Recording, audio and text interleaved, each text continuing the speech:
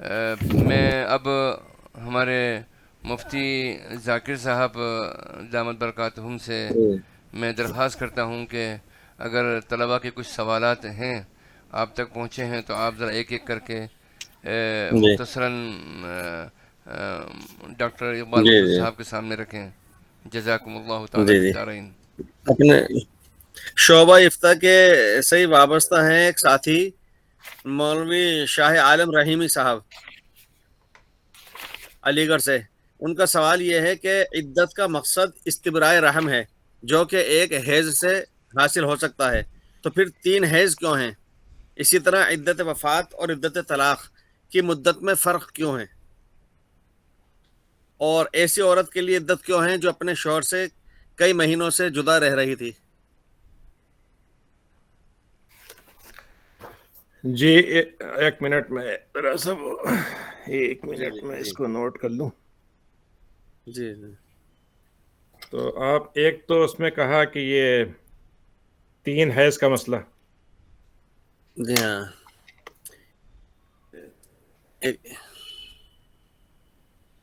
جی استبراء رحم، دوست استبراء جی جی رحم جب ایک حیض سے حاصل ہو جاتا ہے جی جی جی جی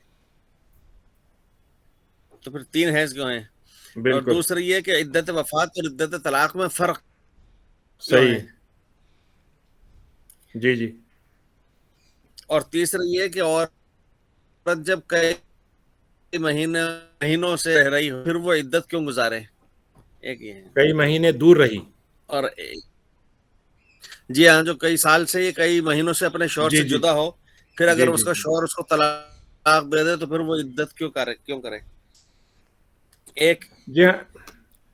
یہ بڑے دلچسپ سوال ہیں اور اتفاق شعبہ سے جو جس جی موضوع کو میں نے یہاں پر پیش کرنے کی کوشش کی ہے، دیکھا جائے تو یہ بھی اس جی کی جی مثالیں ہیں. یعنی یہاں بھی مسئلہ وہ یہ جی ہے کہ اس میں ہمارے پاس اس کی کوئی علت نہیں ہے. یہ سب چیزیں یہ حکمت ہیں بس. یعنی حکمت کا مطلب یہ ہوتا ہے کہ ہم یہ کہیں گے کہ اللہ تعالیٰ نے جو بات فرمائی ہے اس کے پیچھے ضرور کوئی حکمت ہے، ہو سکتا ہے ہمیں پتہ نہ ہو، اور کوشش کر سکتے ہیں ہم حکمت کو، لیکن ہم اس سے حکمت کو متعین نہیں کر سکتے. اب یہ 3 کا جی جو مسئلہ ہے بنیادی طور پر اگر آپ دیکھیں تو سب سے بڑا جو یہ حفظ عرض، حفظ نسل، اس میں سب سے بڑی حفاظت ہے شبہ سے بچنا.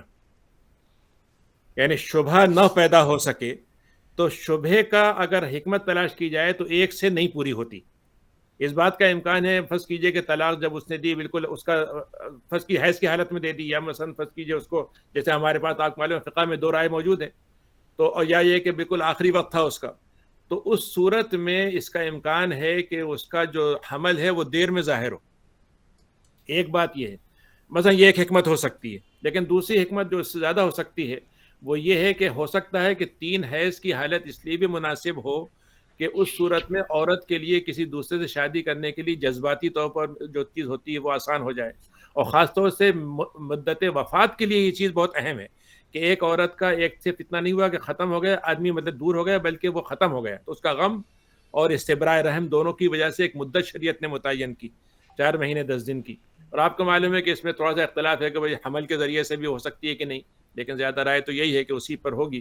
اور ابھی میں نے ایک رپورٹ پڑھی تھی جس میں ایک ڈاکٹر نے یہ ثابت کیا تھا کہ جو عورت غم کی حالت میں ہوتی ہے شوہر سے، ایک تو وہ شادی پہ جلدی تیار نہیں ہو سکتی، اس کا غم دور ہوتا ہے، اور دوسرے اس کی وجہ سے بالکل ہو سکتا ہے کہ اس کا جو اپنا مینوپاز کا اور اس کا جو سسٹم ہے وہ دیر میں کام کرتا ہو، یعنی ٹھیک سے فنکشنل نہیں ہوتا ہو. تو یہ ایک حکمت ہو سکتی ہے، لیکن اصل بات یہ ہے کہ ہم اس کو اس لیے مانیں گے کہ یہ منصوص ہے، مطلب یہ اس طرح سے حکم ہے، اس کے مقصد پایا جائے نہ پایا جائے ہمیں اس پہ عمل کرنا ہے. یعنی یہ سمپل سی بات تو یہی ہے کہ یعنی جس کو، یعنی میں اس طرح سے کہوں گا کہ اگر فرض کیجئے کہ ہمارے فقہاء نے جو کام کیا ہے وہ یہ کہ 100 مسائل کو لے کے انہوں نے اس سے ایک مقصد طے کر لیا. بالکل اس کا امکان ہے کہ ایک مسئلہ ایسا ہو جو ان مقصد کے اندر نہیں آتا ہو اور وہ خود مقصد ہو، وہ اپنی جگہ پر خود مقصد ہو، تو اس کو مطلب یہ کہ ہم اس کو سامنے رکھیں گے. اب جیسے مطلب یہ ہے کہ یہی بات ہے کہ ایک عورت دور رہی، مثلا فرض کی کوئی ملاقات نہیں ثابت ہوئی، لیکن جب تک وہ میاں بیوی ہیں کیا اس کا امکان موجود نہیں ہے کہ کسی وقت ملاقات ثابت ہو گئی ہو ان کو مثلا؟ اور ایسے حالات ہوتے ہیں، مطلب یہاں پر ہم دیکھتے رہتے ہیں کئی سال جو الگ رہتے ہیں، لیکن اس کا امکان ہے کہ مطلب شوہر کسی وقت آ گیا اور مطلب یہ کہ کہیں ملاقات ہو گئی یا کچھ ہو گیا، تو اس میں شریعت نے جو بنیادی طور پر اصول رکھے ہیں وہ اس کو کیا ہے. تیسری بات اس میں یہ ہے کہ اس کے اندر آپ کو معلوم ہے کہ ہمارے ہاں 2 قسم کے حقوق ہیں، ایک حقوق اللہ ہے اور ایک حقوق العباد ہیں. تو بعض احکام ایسے ہیں جس کے اندر دونوں کے حقوق موجود ہیں، یعنی اس میں حق اللہ بھی ہے اور حق العباد بھی ہے. اسی کو مطلب میں اس طرح سے کہتا ہوں کہ اگر آپ غور کیجئے گا تو ہمارے ایک بڑی بحث ہے کہ ہمارے پاس یہ عبادتیں جو ہیں یہ غایت ہیں یا وسیلہ ہیں. تو بعض لوگ یہ کہتے ہیں کہ بھائی جیسے بس کی وضو ہے نماز کے لیے وسیلہ ہے فرض کیجئے، یا اور اس طرح میری اپنا جو مطالعہ ہے اس کی روشنی میں میں سمجھتا ہوں کہ عبادتیں جو ہیں وہ بنیادی طور پر وسیلہ بھی ہیں اور غایت بھی ہیں. غایت اس معنی میں ہے کہ شریعت نے ان کو غایت متعین کیا ہے، وسیلہ اس معنی میں ہے کہ وہ اس وسیلے کے علاوہ ہم کوئی اور طریقے سے عبادت نہیں کر سکتے. مثلا قرآن نے کہا کہ کتب علیکم الصیام کما کتب علی الذین من قبلکم لعلکم تتقون، تو تقوی غایت ہو گیا اور روزہ جو ہے اس کا وسیلہ ہے. لیکن شریعت یہ کہہ رہی ہے کہ ہم تقوی کے معیار کو روزے کے بغیر نہیں مانیں گے، تو وسیلہ غایت بھی ہو گیا، یعنی اس میں غایت بھی ہے اور اس کے اندر وسیلہ بھی ہے. تو بعض چیزیں اس طریقے سے یہ جو احکام ہیں مطلب طلاق کے یا عدت کے اس طرح کے، اگر آپ غور کریں گے تو یہ بعض موقعوں پر وسیلہ بھی ہیں اور بعض موقعوں پر غایت بھی ہیں. تو غایت کے طور پر تو ان کا استعمال بالکل لازمی ہو جائے گا، وہ حقوق اللہ میں آ جائے گا، اور وسیلے کے طور پر وہ غایت حقوق العباد میں آئیں گے. تو ان ساری چیزوں کو حکمتوں کو ہم رعایت سے دیکھیں گے تو پھر ہمیں اس کی حکمت جو ہے وہ سمجھ میں آئے گی. اور اصل چیز جس کو ہم کہیں گے وہ کیا ہے کہ شبہے سے دور کرنا. یعنی شبہ جو ہوتا ہے آپ غور کیجئے کہ مطلب یہ ہے کہ ایک آپ کو معلوم ہے کہ حدود میں سب سے بڑی ایک حد قذف ہے. ایک عورت پہ ایک جملہ کہہ دیا کسی نے، آج کل آپ کو معلوم ہے کہ کوئی جملہ کہیں سے بھی ہو جاتا ہے. آج کل جو مسئلہ آ گیا ہے سوشل میڈیا میں، کسی کا فوٹو کسی سے لوگ جوڑ دیا، کسی سے کسی چیز کو ملا دیا، کچھ کر دیا، اب ایک افواہ پھیل گئی، آپ سوچیے کہ وہ عورت تباہ ہو گئی. تو شریعت جو ہے سب سے بڑا کام یہ کرتی ہے کہ اس کا جیسے کہتے ہیں ذرے برابر کسی قسم کا شبہ نہ پیدا ہو، تو اس لیے اس نے یہ ساری چیزوں کو رکھا ہے، اور اس میں حقوق اللہ بھی آتے ہیں. حضرت یہ ایک ساتھی ہیں شعبہ افتاء کے، ان کا سوال ہے کہ حکومت کی جانب سے کرپٹو کو لیگل قرار دیے جانے کے بعد اس میں انویسٹمنٹ کرنا کیسا ہے؟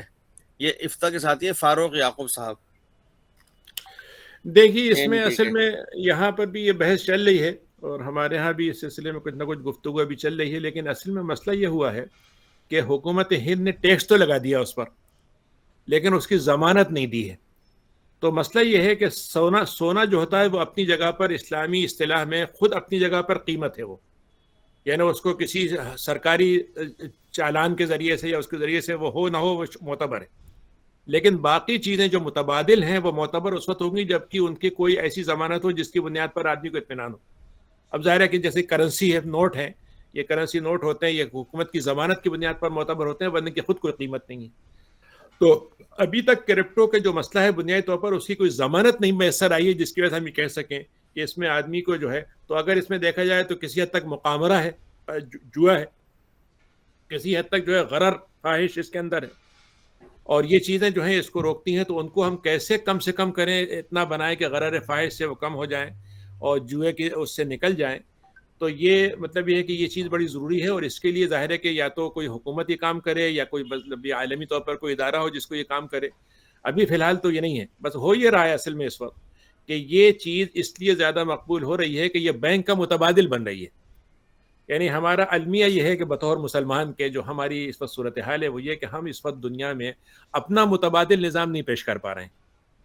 یعنی سود کا متبادل نظام، بینک کا سود کا نظام، جو بھی چیزیں ہیں حالانکہ ہمارے پاس موجود ہے وہ، لیکن ہماری بات نہیں ہو رہی. لیکن ایک شخص نے یہ کام ایجاد کیا کہ میں کرپٹو کرنسی بناتا ہوں تو اس میں نہ تو بینک ہوگا، نہ اس کا کمیشن ہوگا، نہ اس کے بارے میں کچھ وہ ہوگا. تو اس نے یہ کام تو کر دیا ہے، لیکن اس کے نتیجے میں ایک جو چیز وجود میں آئی ہے اس کے اندر ابھی غرر کے اور اس کے بہت سے عناصر ہیں، وہ دور ہوں تو ہو سکتا ہے یہ چیز جائز ہو جائے. ہم اس کو یہ نہیں کہہ رہے غلط ہے، لیکن اس کے لیے ابھی فی الحال تو اس کے اندر مقامرہ ہے. کچھ ملتا جلتا سا ایک ہے، شعبہ افتاء کے ایک ساتھی ہیں مولوی فرقان غنی وارث علی صاحب.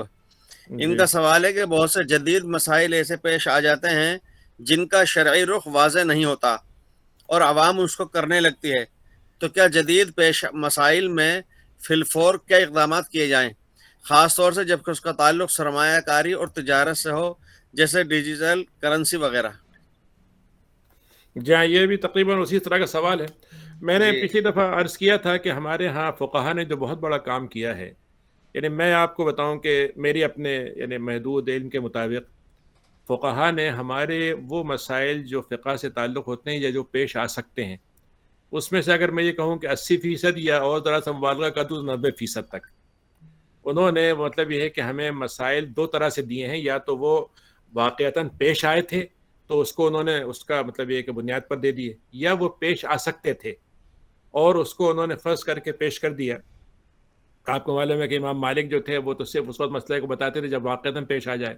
امام حنیفہ یہ کہتے تھے کہ میں اس سے پہلے کہ پیش آئے میں تیاری کر لیتا ہوں اور اس کو بتاتا ہوں. تو یہ چیزیں موجود ہیں.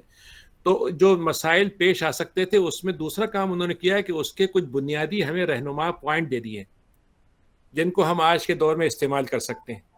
تو ہمارے پاس 10% یا 15% ایسے مسائل ہیں جو مثلاً بالکل نئے ہیں، جو پرانے زمانے میں ان کی کوئی شکل ہی نہیں پیش آئی تھی. مثلا یہ آرگن ڈونیشن ہے فرض کیجئے، یا خون کا مطلب جسم سے نکال کے دوسرے کو دینا ہے، اس طرح کی چیزوں کا کوئی زمانے میں نظام ہی نہیں تھا.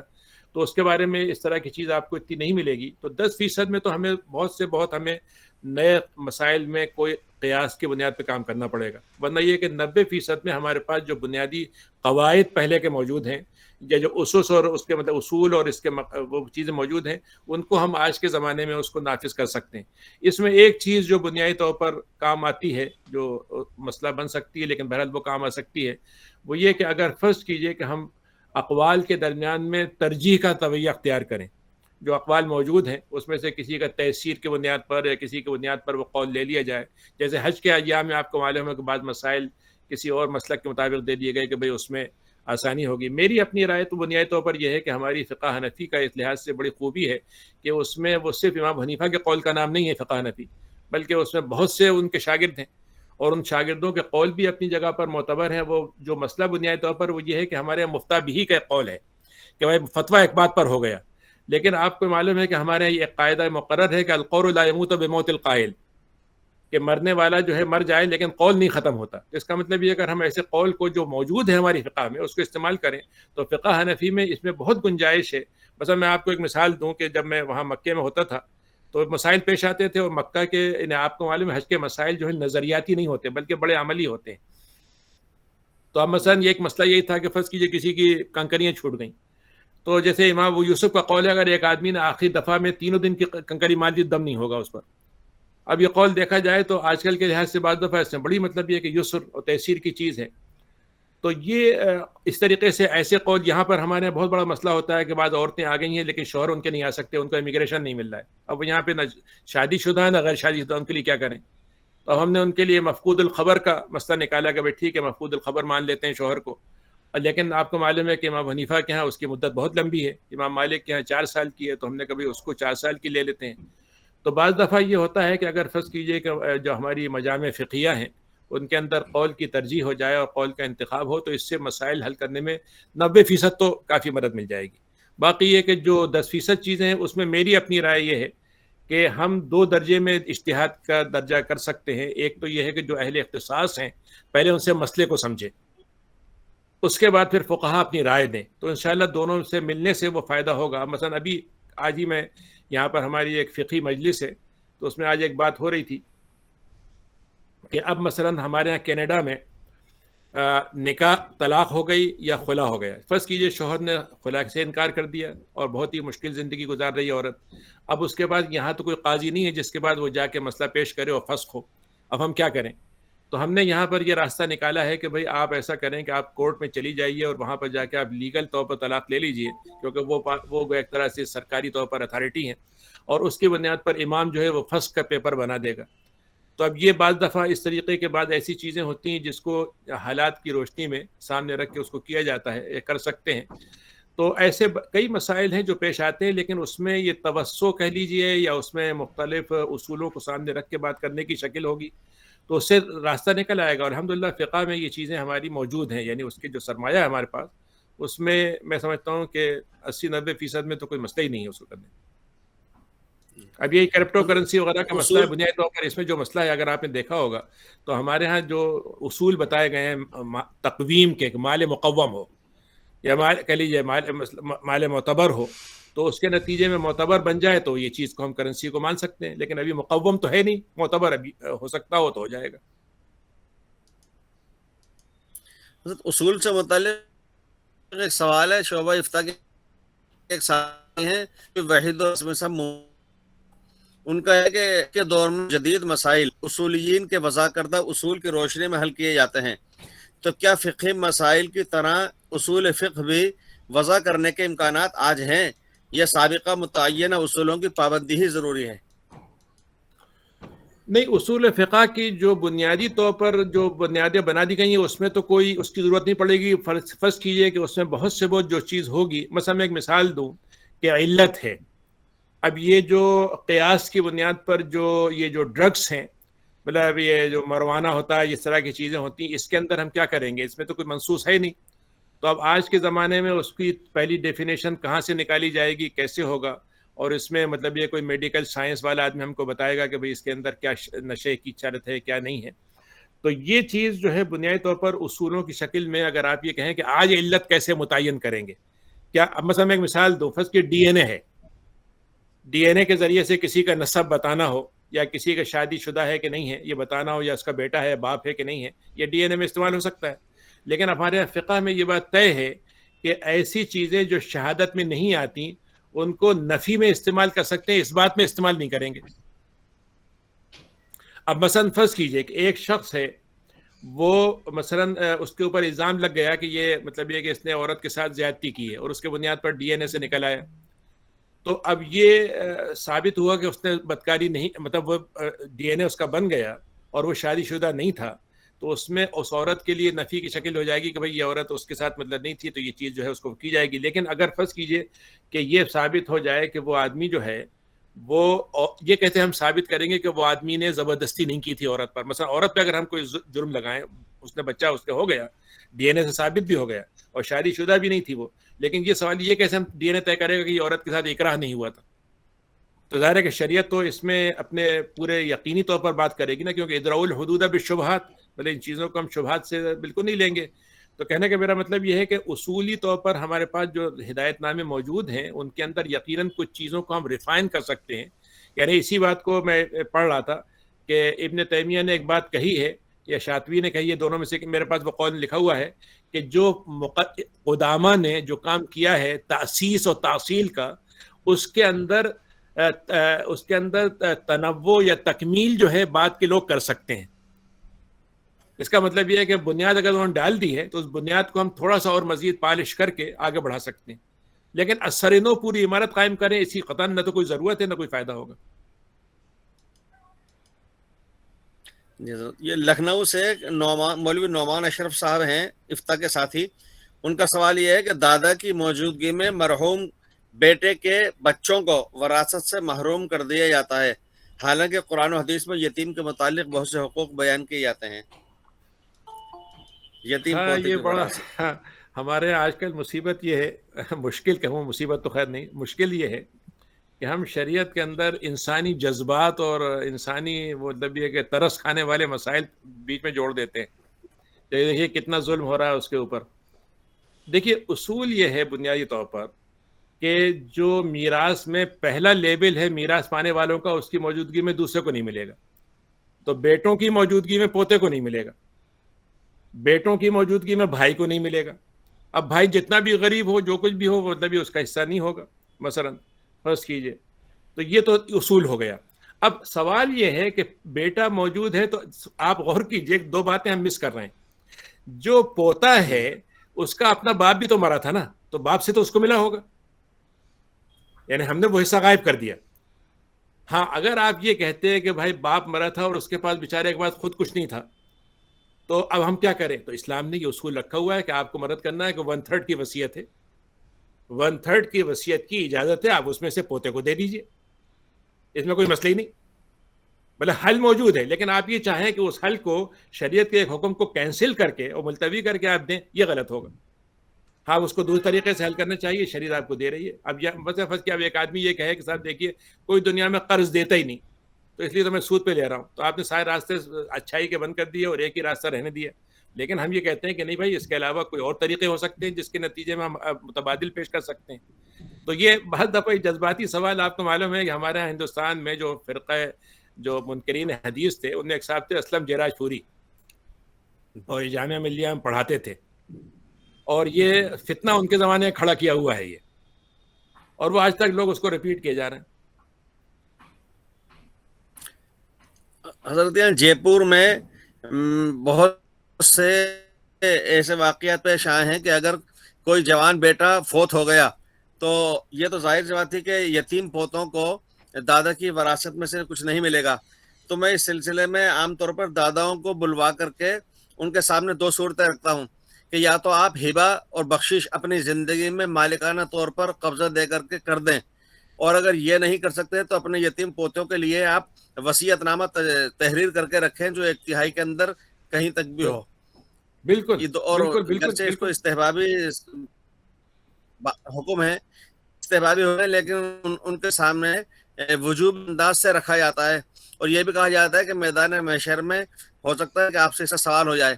پھر یہ بھی عرض کر دیتا ہوں کہ جب ایک دادا اپنی فرا کو اپنے یتیم پوتے کو پر ترس نہیں کھا سکتا تو کیا امید کی جا سکتی ہے کہ چچا اپنے یتیم بھتیجوں کے اوپر ترس کھا جائیں جبکہ ان کا شرعی اعتبار سے فرض اور حق بنتے بھی نہ ہو۔ بھلے اس میں یہ امام شاطبی نے ایک بڑی دلچسپ بات کہی ہے کہ جو مباح ہے شریعت میں، مطلب یہ کہ وہ مباح جو ہے اپنے عموم کے لحاظ سے واجب ہے، یعنی اجزاء کے لحاظ سے وہ مطلب یہ مباح ہے، لیکن ایز اے کلیے کے طور پر واجب ہے، یعنی دوسرے الفاظ میں مباح کو برقرار رکھنا بھی واجب درجے کی چیز ہے۔ تو اگر جیسے آپ نے یہ بات فرمائی کہ مطلب میں نے یہ بات کہی کہ ہبہ ہے تو یہ مباح ہے، لیکن ایسے حالات میں وہ واجب کے درجے میں آ جائے گا۔ اب وقت ہو تو کہوں ایک سوال ہے، ویسے تو وہ اس کو مولوی میرے خیال میں اس کو رشاد آخری سوال بشارت حسین ہے، آخری سوال سمجھ لیا جائے، تصور کر جی لیا جی جائے ہاں، اس کو۔ ویسے وہ سوال بھی جی جی ہاں بہتر ہے۔ جی جی ان کا سوال یہ تھا کہ زانی اپنی مزنیہ سے نکاح کے بعد مجامعات بھی کر سکتا ہے، اور اگر غیر زانی دوسرے کی مزنیہ سے نکاح کرے گا تو اس کے لیے صحبت کرنا درست نہیں ہے جب تک کہ وضع حمل نہ ہو جائے، یہ فرق کیوں رکھا گیا؟ یہ ان کا سوال ہے، حالانکہ یہ ابتدائی ہے بالکل سوال۔ مجھے اس کے بارے میں یہ تفصیل کا علم نہیں ہے کہ کیا وہ جو آدمی اگر زنا کر چکا ہے اور وہ اس کو مطلب یہ کرتا ہے تو اس کے لیے وہ استبراء ضروری نہیں ہوگا، لیکن جو معقول بات جو ہے وہ یہی ہے کہ چونکہ اس کا اپنا جو تعلق ہے وہ بن چکا ہے، اس لیے وہ اس کی بنیاد پر اب استبراء ضروری نہیں ہے۔ لیکن ایک بات طے ہے کہ وہ بچہ اگر اس کے ماں زنا کیا ہے پہلے شادی سے پہلے اور بچہ اس کا حمل ٹھہر چکا ہے تو وہ ولد الحرام کہلائے گا، ولد الزنا کہلائے گا، یعنی وہ اس کی وجہ سے اس کا نسب اس سے نہیں جڑے گا۔ یہ بات اپنی جگہ پہ طے ہے۔ اب اس کے بعد یہ تفصیل میرے علم میں نہیں ہے، آپ لوگ بتا سکتے ہیں بہتر طور۔ وہ اس میں حضرت یہ ہے کہ چونکہ حدیث پاک میں یہ بھی کہا گیا ہے کہ حلال نہیں ہے کسی شخص کے لیے جو اللہ پر اور آخرت کے دن پر یقین رکھتا ہو کہ وہ دوسرے کے کھیت کو سیراب کرے، جی تو اگر جی زانی بالکل کے علاوہ کوئی دوسرا نکاح کرے گا اور پھر مجامت کرے گا تو دوسرے کے کھیت کو پانی دینا پایا جائے گا، اور پھر اس کے اندر جو آپ نے بھی ارشاد فرمایا تھا اپنے محاضرے میں حفظ نسل، تو جی اس میں جی حفظ نسل کے خلاف ہے کہ دوسرا شخص اس کے اندر کچھ کرے۔ جی بالکل، اور لیکن آپ کو معلوم ہے کہ ہمارے ثابت فقہا میں اس سلسلے میں یہ اختلاف رہا ہے کہ کیا زنا کا عمل جو ہوتا ہے وہ بنیادی طور پر اس کے نتیجے میں وہ حقوق مرتب ہوں گے جو نکاح سے مرتب ہوتے ہیں، یعنی یہ تھوڑا سا فرق رکھا ہے۔ ایک رائے تو اس میں یہی ہے، دوسری رائے یہی ہے کہ نہیں، مطلب یہ کہ وہ اس سے کوئی حقوق مرتب نہیں ہوں گے اس سے۔ اور نسب ثابت ہونے سے متعلق یہ ہے کہ اگر زانی نے اپنی مزنیہ سے نکاح کیا اور نکاح کے دن سے 6 مہینے کے بعد اگر بچہ جی جی تولد جی ہوتا ہے تو پھر اس کو جی ثابت جی نسب بالکل، قرار جی دیا بالکل بالکل، جی ہاں، تو کم سے کم مدت کو مانا گیا ہے اس بات کو، جی ہاں، حضرت علی کے قول کے مطابق۔ جی جی جزاکم اللہ۔